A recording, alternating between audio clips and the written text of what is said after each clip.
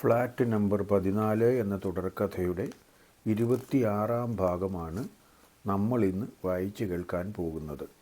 Skip ചെയ്യാതെ മുഴുവനായും കേൾക്കാൻ എല്ലാവരും ശ്രമിക്കണം കേട്ടോ. സബ്സ്ക്രൈബ് ചെയ്യാത്തവർ സബ്സ്ക്രൈബ് ചെയ്തതിന് ശേഷം ബെല്ലൈക്കണും കൂടി ആക്ടിവേറ്റ് ചെയ്യാൻ മറക്കല്ലേ. മുടങ്ങാതെ കഥയുടെ ഭാഗങ്ങൾ നമുക്ക് കേൾക്കാമല്ലോ. എല്ലാവർക്കും നല്ല ഒരു ദിവസം ആശംസിച്ചുകൊണ്ട് നമുക്ക് കഥയിലേക്ക് പ്രവേശിച്ചേക്കാം. എല്ലാവരുടെയും ഫോണിലേക്ക് മെസ്സേജ് വന്നതിൻ്റെ ടോൺ കേട്ടത് ഏതാണ്ട് ഒരേ സമയത്ത് തന്നെയാണ്. എല്ലാവരും ഫോൺ എടുത്തതും ഏതാണ്ട് ഒരേ സമയത്ത് തന്നെ. അതിനും കാരണമുണ്ട്. മെസ്സേജ് വളരെ പ്രധാനപ്പെട്ട ഒരാളുടേതായിരുന്നു. അത്രയും സമയം അവർ ആരെപ്പറ്റിയായിരുന്നോ ചർച്ച ചെയ്തു വന്നത്, ആ ആളുടെ തന്നെയാണ് മെസ്സേജ് വന്നതും. മെസ്സേജിലെ വിവരം ഇപ്രകാരമായിരുന്നു: ഇന്ന് വൈകുന്നേരം ഫ്ലാറ്റ് നമ്പർ 14 എല്ലാവരും കൂടണം. കൃത്യം 6 മണിക്ക് മീറ്റിങ്ങിൽ ഞാൻ വരും.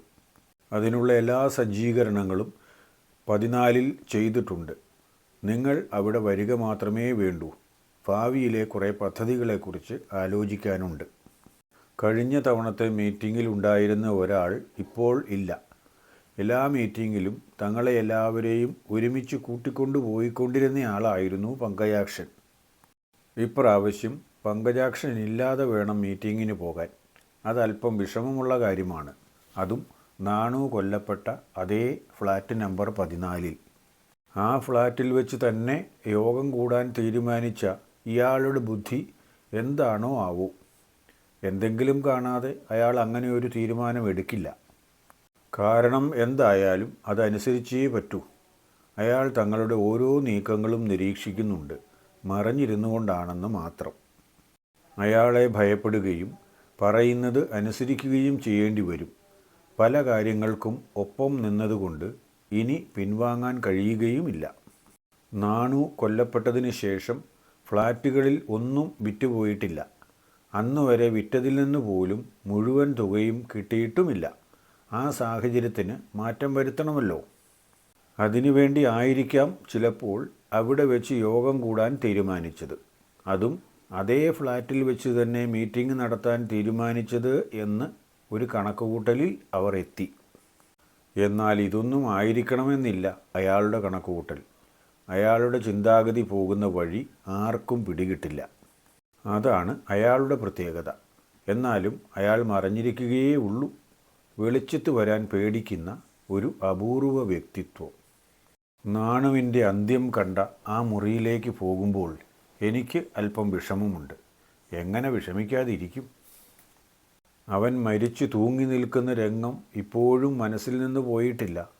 അത് അല്പം ഭയപ്പെടുത്തുന്ന രംഗം തന്നെ ആയിരുന്നു.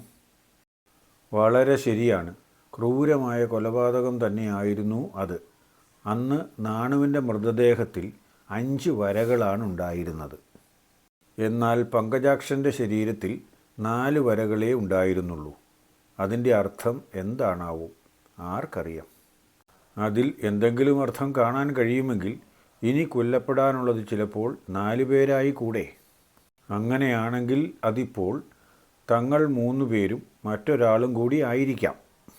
അത് ആരൊക്കെയാണ് എന്നത് കൊല്ലുന്നവർക്ക് മാത്രം അറിയാമായിരിക്കും.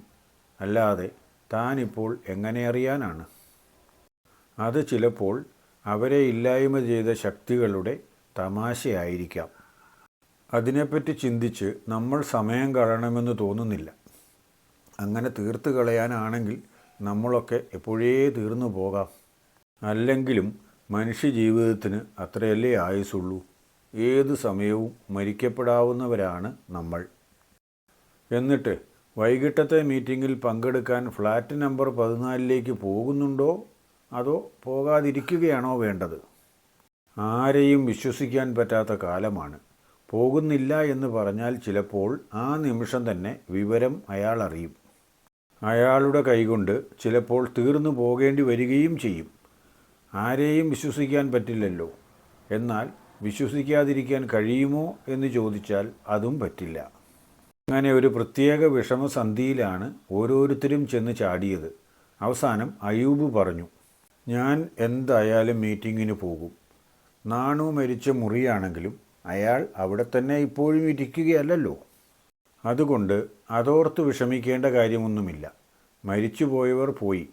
ജീവിച്ചിരിക്കുന്നവർക്ക് വേണ്ടിയാണ് നമ്മൾ പ്രവർത്തിക്കേണ്ടത്. എന്തു തന്നെയാണെങ്കിലും നമ്മെ നയിക്കുന്ന ഒരാളുണ്ടല്ലോ, അയാൾ പറയുന്നത് അനുസരിച്ച് പ്രവർത്തിക്കുക. അതാണ് നല്ലത്. ഈപ്പച്ചൻ അല്പസമയത്തേക്ക് ഒന്ന് ആലോചിച്ചു. ഇവന്മാരെ വിശ്വസിക്കാൻ കൊള്ളാമോ? ഉത്തരവും അയാളുടെ മനസ്സ് തന്നെ പറഞ്ഞു. കൊള്ളില്ല. ഉറക്കത്തിൽ പോലും വിശ്വസിക്കാൻ കൊള്ളില്ല. അതുകൊണ്ട് തൻ്റെ നിലനിൽപ്പിന് നല്ലത് എന്തായാലും നേതൃത്വത്തിനൊത്ത് നിൽക്കുന്നത് തന്നെയാണ്. എന്തായാലും മീറ്റിംഗ് വിളിച്ച സ്ഥിതിക്ക് പോകുന്നത് തന്നെയാണ് നല്ലത് എന്നാണ് എൻ്റെ അഭിപ്രായം. അയ്യൂബ് പറഞ്ഞത് ശരിയല്ലേ? മരിച്ചവർ പോയില്ലേ? ജീവിച്ചിരിക്കുന്നവർക്ക് വേണ്ടി നമുക്ക് പ്രവർത്തിക്കാം. നമ്മളൊക്കെ ഇത്രയും കാലം ചെയ്തതും സമ്പാദിച്ചതും എല്ലാം ന്യായമായ വഴിക്കാണ് എന്ന് നിനക്ക് തോന്നുന്നുണ്ടോ ഡോമിനി? അതൊക്കെ പറഞ്ഞത് ശരിയാണ്. ന്യായമായ ഒരു മാർഗത്തിലൂടെയും അല്ല സമ്പാദിച്ചത്. അല്ലെങ്കിൽ തന്നെ ന്യായമായ മാർഗത്തിലൂടെ സമ്പാദിച്ച് ആരാണ് പണക്കാരനായിട്ടുള്ളത്? പെട്ടെന്ന് പണക്കാരനായവരെല്ലാവരും ന്യായമല്ലാത്ത മാർഗങ്ങളിലൂടെയാണ് സമ്പാദ്യം ഉണ്ടാക്കിയിട്ടുള്ളത്. ഞങ്ങളും അങ്ങനെ തന്നെ ചെയ്തു, അത്രയേ ഉള്ളൂ. അതിലിപ്പോൾ കുറ്റബോധത്തിൻ്റെ ആവശ്യമൊന്നുമില്ലല്ലോ, ഡോമിനിയും പറഞ്ഞു. നിങ്ങൾ രണ്ടുപേരും പോകുന്നുണ്ടെങ്കിൽ പിന്നെ ഞാനായിട്ട് പിന്നിലേക്ക് നിൽക്കേണ്ട കാര്യമെന്താ ഉള്ളത്? ഞാനും നിങ്ങളുടെ കൂടെ പോരും. ഒരു വഴിക്ക് ഒരുമിച്ച് നീന്താൻ തീരുമാനിച്ചവരല്ലേ നമ്മൾ. ഒരുമിച്ച് തന്നെ നീന്താം. എന്നാലും പങ്കനില്ലാത്തതുകൊണ്ട് ഒരു രസമില്ല. അവൻ അങ്ങേ ലോകത്തിരുന്ന് നമ്മുടെ മീറ്റിംഗ് കാണട്ടെ. വേറെ ഇപ്പോൾ ഒരു നിവൃത്തിയുമില്ലല്ലോ അവനെ കൊണ്ടുവരാൻ. വീണ്ടും അവരുടെ ഫോണുകളിൽ മെസ്സേജ് ടോൺ കേട്ടു. ഈപ്പച്ചൻ എടുത്തു നോക്കി. അതിൽ കണ്ടത് സ്ഥലത്തെക്കുറിച്ചുള്ള തർക്കങ്ങൾ തീർന്നോ എന്ന ചോദ്യമാണ്. ഇവിടെ നടക്കുന്ന വിവരങ്ങളെല്ലാം അപ്പോഴപ്പോൾ എങ്ങനെ ഇയാൾ അറിയുന്നു? അതോ ഇയാൾ നമ്മളുടെ അടുത്ത് തന്നെ എവിടെയെങ്കിലും നിൽപ്പുണ്ടായിരുന്നോ? കഥ വായിക്കുകയും കേൾക്കുകയും ചെയ്യുമ്പോൾ നിങ്ങൾക്ക് തോന്നുന്ന അഭിപ്രായങ്ങളും നിർദ്ദേശങ്ങളും എന്തു തന്നെയാണെങ്കിലും താഴെ കമൻ്റായി രേഖപ്പെടുത്തണേ. ഇഷ്ടമായാൽ ലൈക്ക് ചെയ്യാനും കൂട്ടുകാർക്കും ബന്ധുക്കൾക്കുമൊക്കെ ഷെയർ ചെയ്ത് കൊടുക്കാനും മറന്നേക്കല്ലേ. സബ്സ്ക്രൈബ് ചെയ്യാത്തവർ സബ്സ്ക്രൈബ് ചെയ്യുന്ന കാര്യം ഞാൻ ഒരിക്കൽ കൂടി ഓർമ്മിപ്പിക്കുന്നു. അടുത്ത പാട്ട് മറ്റന്നാൾ പോസ്റ്റ് ചെയ്യും, ഉച്ചയ്ക്ക് 12 മണിക്ക് തന്നെ. ഓക്കേ.